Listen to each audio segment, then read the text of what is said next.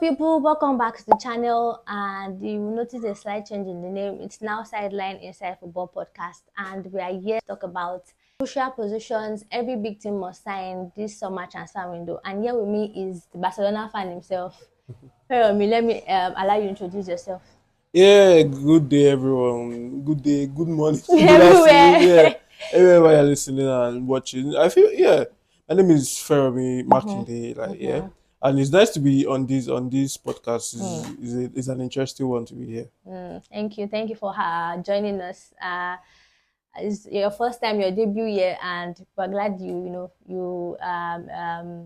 answered our call, you answered our invitation. Yeah, no problem. So before we get into the business of the day, let's just have a chat about the season as a whole. How the season kind of panned out.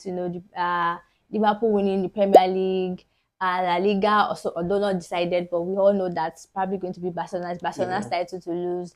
Of course, Serie A still very close as well, but Bayern Munich winning the Bundesliga, Crystal Palace winning the FA Cup, the fresh one, and Newcastle also winning the Carabao Cup as well. So let's have a chat about what do you think happened. How did that happen? This is kind of like somebody said a testimony season for some clubs because a lot of records and bad run without a title. I feel it has been a very interesting season, especially in Europe, because we saw Liverpool win their second Premier League in like a very, very, very long while. Although they say they are now on level terms with Manchester United with 20, and then the Newcastle side after 70 years eventually getting a title. Yeah. Then also the Crystal Palace side on Saturday. The first time in their history. The first time in their whole history. I was actually shocked. I was like, really? Yeah, I really? feel there's also brought up a whole lot of conversations that how important is a trophy to football. Well, yeah, I feel a trophy is very important. But it's part of those things. And also Harry Kane winning his first title. I feel it was something that had been coming. Once immediately he made the switch to Bayern Munich. I feel it was something that was always going to come, because you cannot tell me he will play 5-6 seasons there with Bayern Munich and he wouldn't win any title. And then, like you said, the Barcelona title is actually wrapped up. It was wrapped up over the midweek with the win against Espanyol. And I feel I think this is the second one in 3 years now, which I feel is a very, very huge one compared to the Real Madrid side. I think Real Madrid have won 8 in 20 years. So I feel that is sort of, although they've been compensating with the Champions League, I feel league title victories for me. I feel they are sort of much more sweeter. I don't know about other people. Yeah, of course. But yeah, so that happened. So I feel this season has been a very interesting one. A whole lot of football, a whole lot of campaigning with the international break also in between. And I feel, and after the season ends, we are going for the Club World Cup. I feel it's going to be, and I think after the Champions League final, a few days later, the UEFA Nations League semi-finals, then the finals coming up after that, then the Club World Cup, then I think a few weeks break, then pre-season, then after pre-season is packed already. There's a whole lot of action. Yeah, we're here for it as a football fan. Of yes, want that to happen. Yes, as a football fan, I'm neither there nor there, because I feel if we are going to enjoy good football, the players also have to be fit. Yeah. And if the players are playing a whole lot of games, the football may not be as good as. So I feel it goes either way for sure. So some particular people who are always gambling, who always love to have a whole lot of games to always put their money on. but if you are trying to watch quality football, I feel I don't know. Yeah, I was about to ask you that,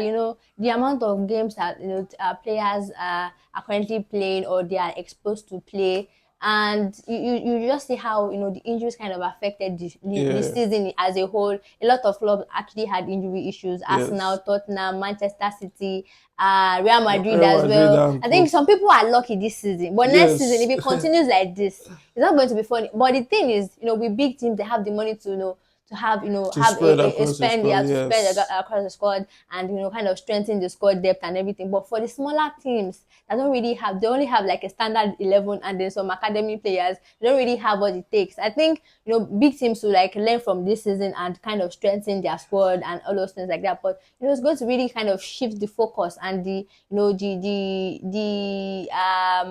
opportunity to win titles to the bigger ones, because the smaller teams can't really afford to to kind of boost their squad anyhow they want. Yeah, I feel the smaller teams cannot really afford to actually make improvements on their squad. Because if you're looking at the and the issue is going to be those players in their squad are going to be moving to the bigger teams. You're looking at the Crystal Palace side that won the FA Cup now. You're looking at Munoz. I feel Munoz has been a very, very important buy for this Crystal Palace side. And I feel in a year or two, a bigger club is going to come knocking. Even Eberechi is not safe. Yeah, Mateta is not safe. All those type of players. Even Adam Watson, even Guehi in CB. Yeah, of course. We haven't heard even talks before that, before they won the FA Cup, before the beginning of the season. Yes, exactly. We have even heard talks of Lacroix, the other CB, the French CB. Also, with links with Chelsea. So I feel there's a whole lot that's going to be happening. For sure, we could see maybe this is, you could say maybe it was the year of the underdogs, because I even saw something that in the Dutch Cup, a team that hasn't go ahead Eagles who haven't won a title in 92 years also won the cup this year. So I feel it's a whole lot of, I genuinely don't know, Sha, but I feel there's going to be a whole lot of movement, because I feel because this transfer is going to be a crazy one. I feel and it's already of players, from the smaller sides, not even the smaller side. Like now we have seen Jeremy Frimpong transfer have a year before. Yes, so I feel we are going to see a whole lot of movement. We are even seeing. I remember they said already they've got Hoyson, they've got Trent Alexander-Arnold. So I feel there's going to be a whole lot of movement, and we are going to see lesser quality in lesser sides per se. Because I feel once you have a good season, you are sure you are going to be making a big money. So I feel this was just the year for the underdogs to show themselves. I feel next year, the domination is back. Yes, the domination is back. So the testimony era is over. yes. Personally, I feel so, because I feel it's going to be hard for smaller teams to keep their players. The main core of the team who has been taking them. Because I feel if you look at this Crystal Palace team, look at the core of the team. The core of the team have been there for over 3 years, and they've been able to keep them together.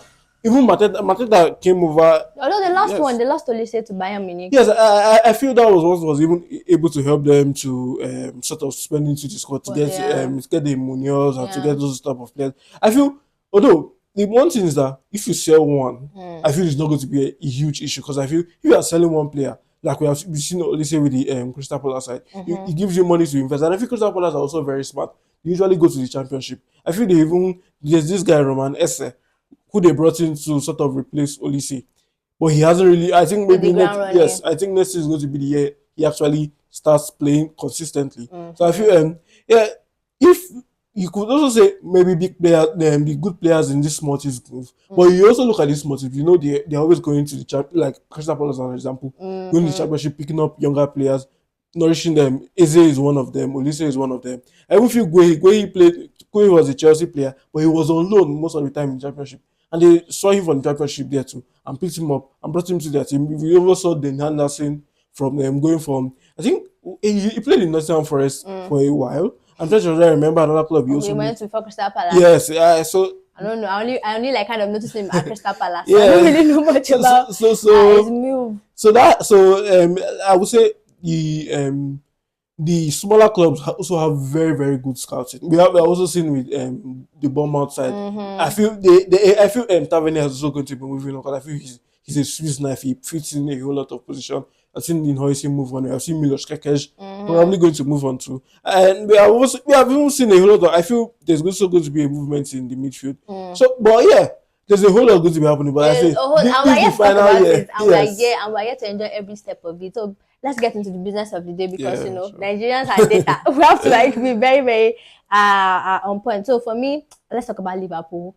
Okay. We're going to be talking about Liverpool, Chelsea, Manchester City, Manchester United, Arsenal, Barcelona, and Real Madrid. These are the big guys now, and how they are going to move this summer. And it's actually a tricky one for Liverpool, because the likes of Arnold has already been replaced by Jeremy Frimpong from Bayern Leverkusen.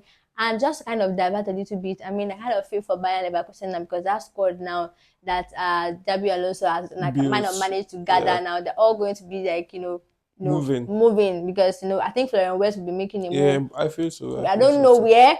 Yeah, maybe Manchester City, maybe Real Madrid, maybe Liverpool. We don't know, but it's definitely going to be making a move as well. Sure, now that the manager has also made a move to Real Madrid. So let's start with Liverpool. And for me, the positions I think that Liverpool kind of needs to strengthen this summer is their striking, the striker position, the midfield position, and the defender.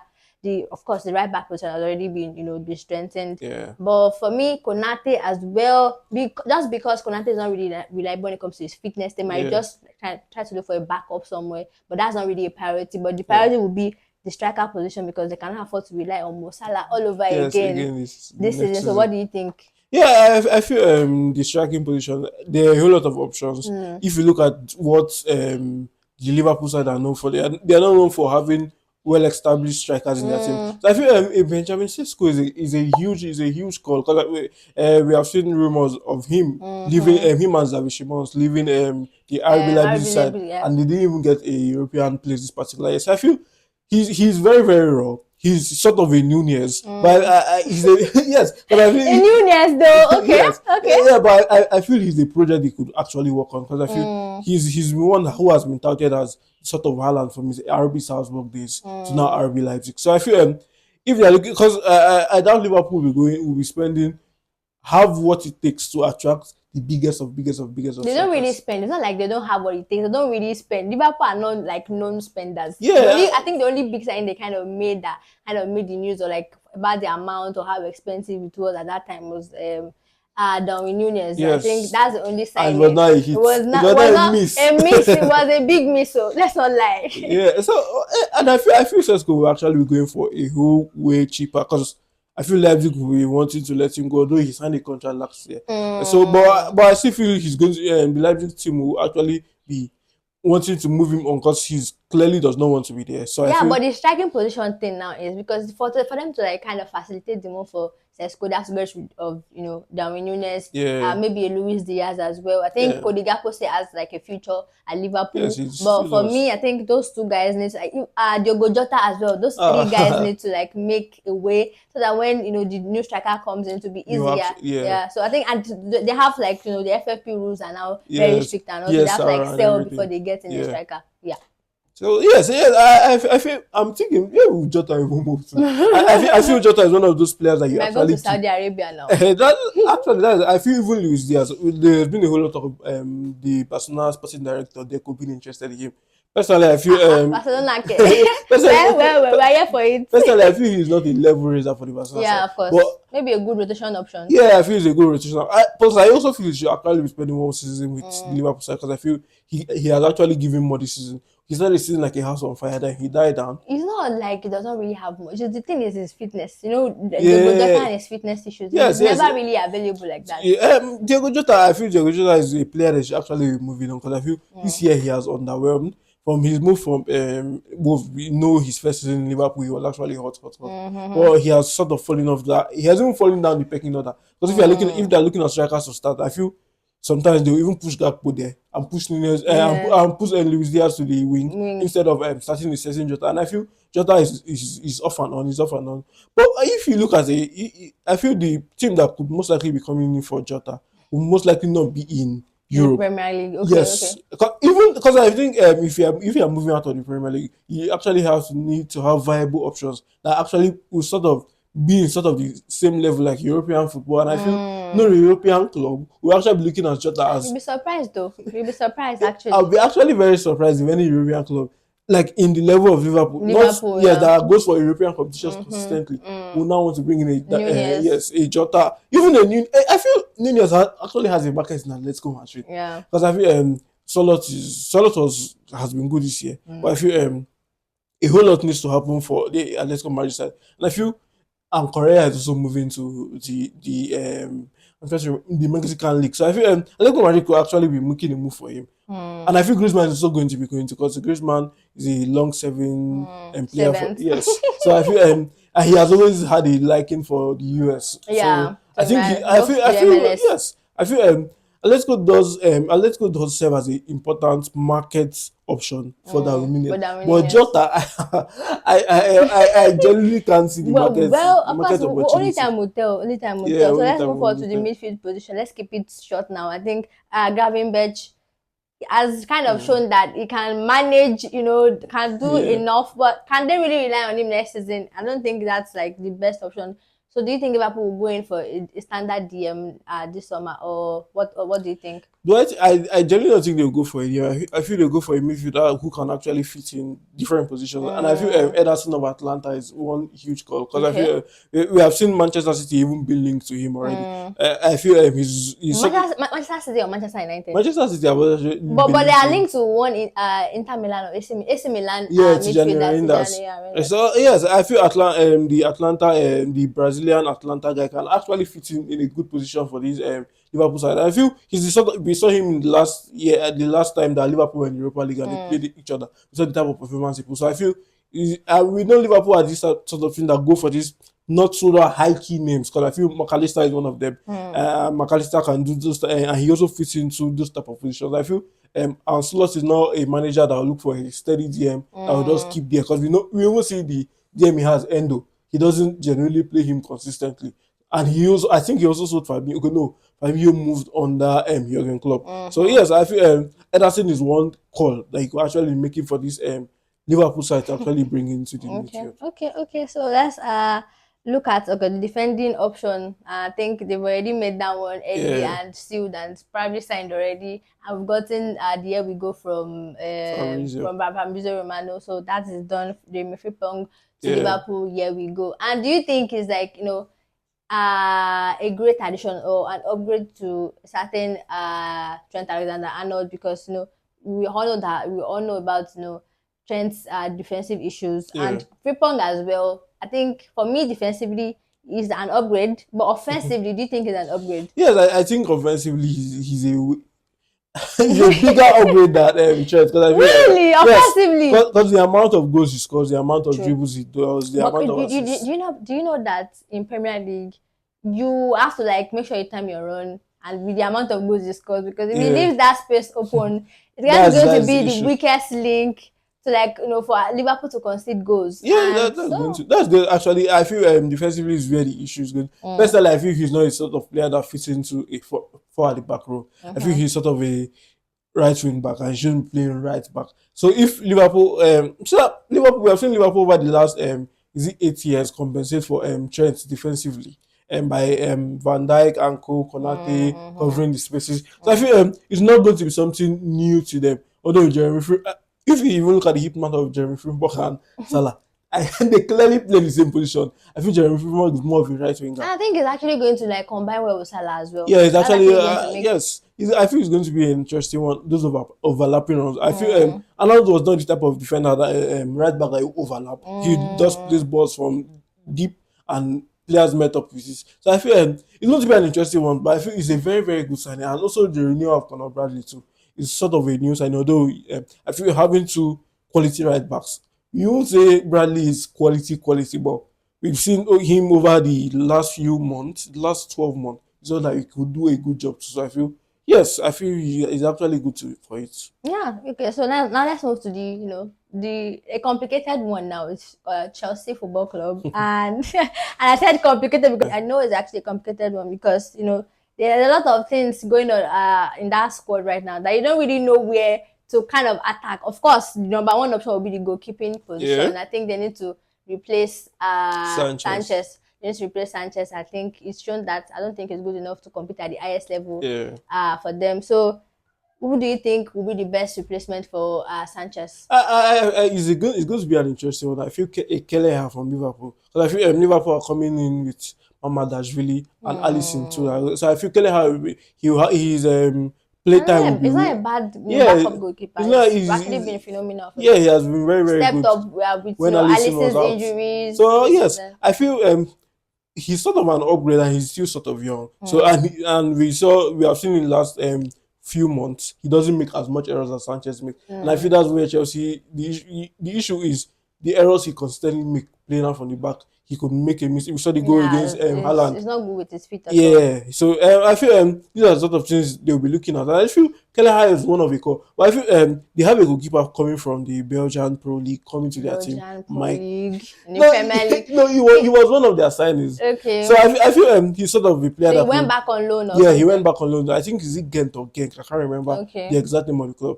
Mike Penders. I feel he's sort of a I'm not calling him. I don't know how to put it. I don't know the English I'll use now. Will I say wild card to come in. Although personally I'm a huge fan of Jorgensen, his second goalkeeper, but if Chelsea actually have to be upgrading, and I feel Kelleher To is compete, yeah. yes. I feel Kelleher. Even we have seen Jorgensen make mistakes this particular season too. So I feel Kelleher is more of a stable head, and he will help the backline. I feel he also be able to communicate very well with the With the backline. backline. Yeah, so I feel Kelleher is one signing. I think Chelsea should be looking at. Although you could say, oh, Liverpool want him to go for little money. That's where the issue is going to be, because selling to a direct rival, and he's good too. So yeah, that's where the issue is going to be. But I feel Kelleher is one of the keepers that Chelsea should be looking at. Because if you look at Europe and look at goalkeepers, you go to this Manchester League, you collect maybe the goalkeeper you look at is Juan Garcia, and Arsenal already there looking, even a whole lot of players are already looking around him. So I feel there's no market opportunity there, and I feel one in the Premier League you should be looking at is Kelleher,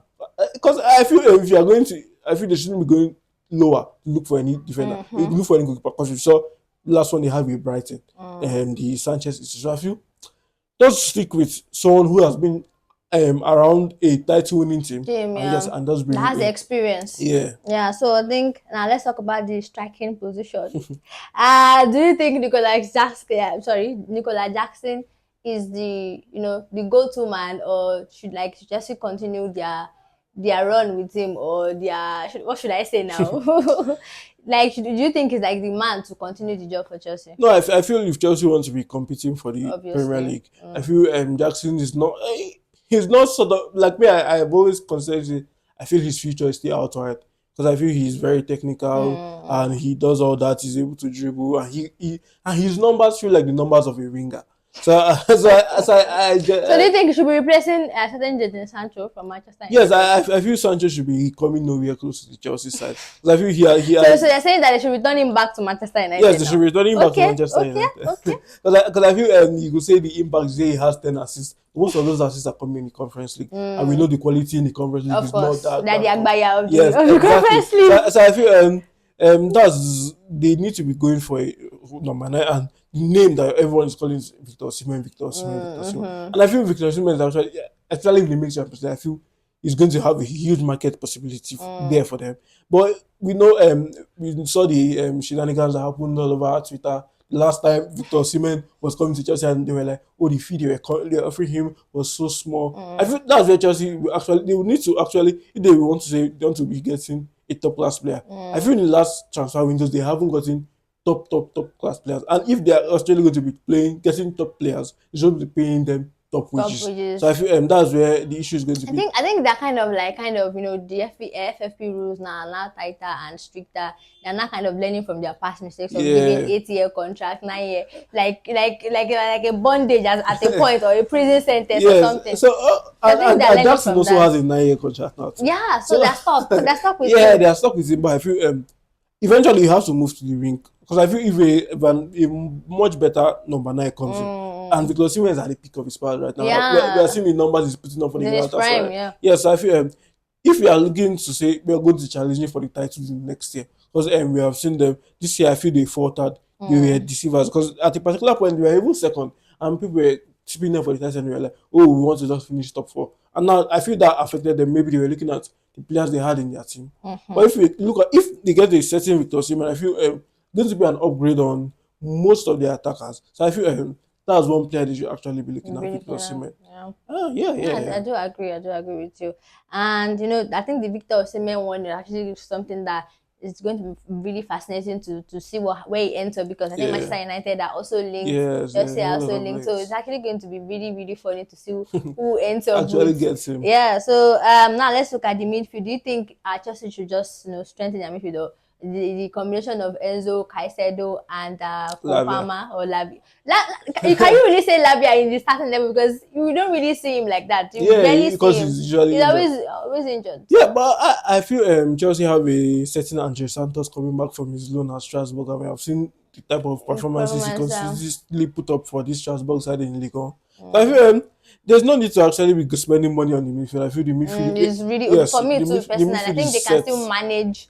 They can still manage. I feel they're actually very good there. Yeah, they're very good. But the thing is, I think the only standout player in that match is probably Caicedo. The likes of Enzo kind of just pops up performances once in a while, not like that. Not for sure, consistent. for sure. But if you are not looking who they actually sign that will actually want to be a bench player, that's the type of thing you should be looking at. Because I feel if you say, okay, Chelsea sign a particular midfielder, where is he going to play? He will look at all these things will be put into the picture. So I feel there's no midfield. Maybe the only reason Santos will be actually coming back to the Chelsea side is because he was on loan and he had a very good season. And I feel he's actually going to be pushing Enzo in the team. I feel Caicedo, we have seen the performance. I feel he has been the best DM in the Premier League this particular season. So I feel after the performances of Caicedo, I feel Enzo is the person that who could be pushed by Andrew Santos. We have even seen there's even a let's say understudy with Lavia to Caicedo, although he's always injured and out. And but maybe if we are saying maybe they will go for a number 10, but I'm thinking the Chelsea actually need a number 10 because I feel Cole Palmer could actually kind of fill in that position. Yes, he can actually still do that very well for them. And we have noticed he's never even played from the right again. So I feel there's generally no need to be spending money on that particular position, except maybe a huge juicy offer comes in. Yes, and market opportunity. Yes, then they now have to look, okay, maybe we just have to do this.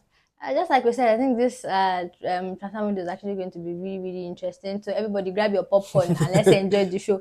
And I think the last place is probably the wingers. I think the likes of Madueke, the likes of Jadon Sancho, Pedro Neto, they've actually not lived up to expectations, honestly. So for me, like, what do you think should be done to kind of revamp that area? That's where the issues now going to lie. Because I feel if you look into the market, I feel Chelsea lack goal scoring wingers. I feel where there's a whole lot of talk about Jackson's numbers because they don't have wingers to actually compensate to his particular number. So I feel if you look at the market, the only goal scoring winger you could actually look at is Mo Salah. And you want to say Chelsea should go to Liverpool to sign Mo Salah. It's going to be a very, very huge act. Although there's been a whole lot of talk about the Jimmy Gittins guy in Borussia Dortmund. But if you look at him, I feel he's sort of very similar to Madueke. He's more of a dribbler than a goal scorer. Then the only goal scoring guy over the last 6-7 years is also a Chelsea player. Yeah. He's setting around him Sterling. But he has where it's done. Yes, he has fallen off that cliff. From an Arsenal perspective, it's done. Yes. So he has fallen off that cliff. So I feel just in a goal scoring guy, and the only goal scoring guy you could possibly say is what's his name? Vinicius Junior in Real Madrid. And I don't see them spending. It's going to be really expensive. But a market opportunity to come up with Rodrigo, because I feel there's been a whole lot of talk about. Yeah, but the price tag is 85. Yeah, that's going to be the issue. But if Chelsea are actually going to be going for a certain Rodrigo, I feel they have to sell Madueke, Neto, which I think they will not be ready to do. So, but I feel if Chelsea actually want to be going up higher, I feel they should be actually going for a goal scoring winger. Because if you even look in the teams, because if you look at title winning sides, the goals are split around each other, not just two people. And we have seen the Chelsea side, Cole Palmer and Nicholas Jackson, and their numbers are like I said, Jackson has the numbers of a winger. They need a number 9 too. So I feel if Jackson comes up with the number of a winger this season, and Palmer comes up with the goals and assists of a attacking midfielder, and they have a number 9, I feel it will complement, and they also have another goal scoring winger. Everything if Chelsea doesn't sign after that number 9, they add a goal scoring winger to their team. I feel their team actually make a whole lot of sense. I feel the goals will now be split among each other, and it's way better for them. But I feel the only market opportunity you could be looking at is setting Rodrigo, and a whole lot of teams we have seen in Manchester City, Arsenal too. We have also heard talks about it. Let's not lie. They're not going to pay that money. Yes, that's just the thing. But I feel if Chelsea go the road they've gone in the last 3 summer windows, I feel they are going to be going for Jimmy Gittins, because we have seen people have called them, they've always going for small children, and Jimmy Gittins is just 18 years old. So I feel that's the type of player Chelsea would most likely be going for. But is that the type of player they actually need in their team? I feel no.